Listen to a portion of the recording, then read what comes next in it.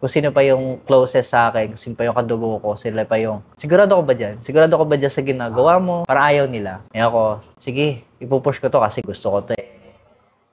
Throughout your existing dito sa mundo, anong pinaka-inspiring story na meron ka? Pinaka-inspiring story na meron ako. Ako kasi, I've been in a creative industry for almost 5 years. From the very beginning, hindi ko kasi alam kung ano talaga yung gusto ko sa buhay. Kasi beforehand, I was performer.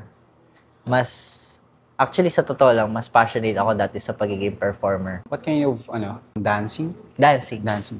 Yun yung pinaka nagpapasaya sa akin. Kumbaga, yun yung first love ko, yung dancing.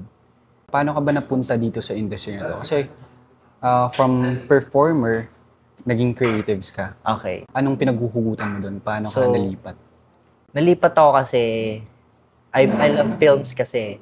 Doon ko nahugot yung parang gusto ko i-try ito. Yung pag-shoot.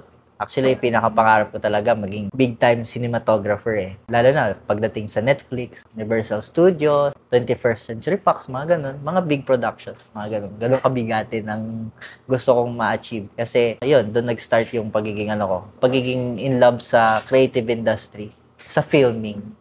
That goal mo, as of now, goal mo pa rin siya? Or like, pangarap mo pa rin siya hanggang Pangarap ko pa rin So, siya. you're confident naman na makukuha mo yun?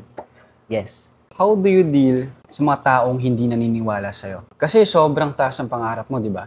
And then, of course, marami tayong nakakasalamuha. Sadly, yung mga mas malalapit pa sa atin.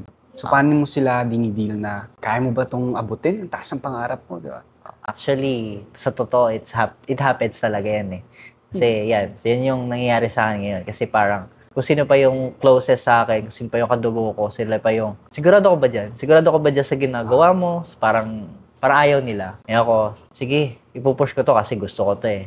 Dito ako magiging masaya. Kasi kung tutusin, sino ba namang sasaya sa gagawin mo kung hindi mo naman gusto, di ba? So ako, papatunayan ko sa kanila na sa gusto ko, kaya kong ma-achieve yung buhay na gusto din nila. Kumbaga parang maging successful na tao, makilala, ganun. Sa akin naman kasi, when it comes doon, ang dami ko na pagdadaanan. Short background lang sa sarili ko, I'm from Masbate. Doon ako sa island, small island. And then, sobrang lit lang ng mundo doon.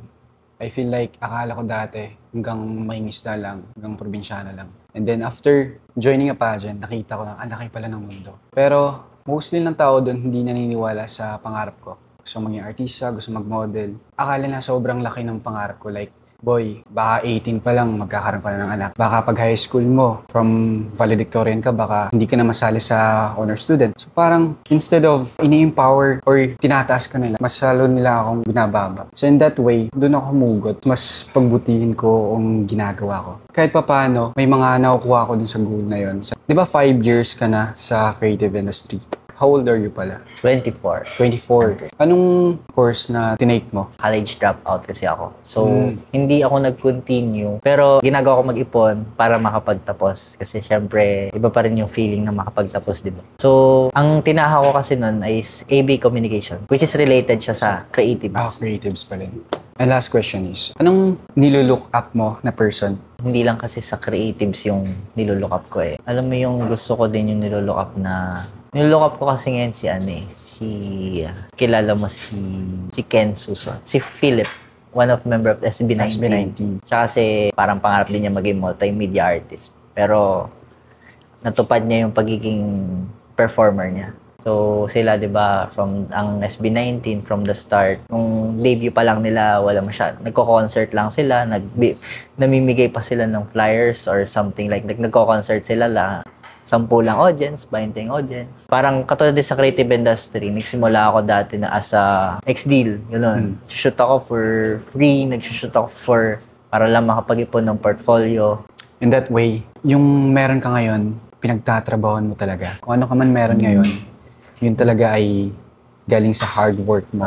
Kumbaga sa pagiging passionate ko siya sa isang bagay na yun. So yeah, that's it lang. So, thank you so much. Thank you so much.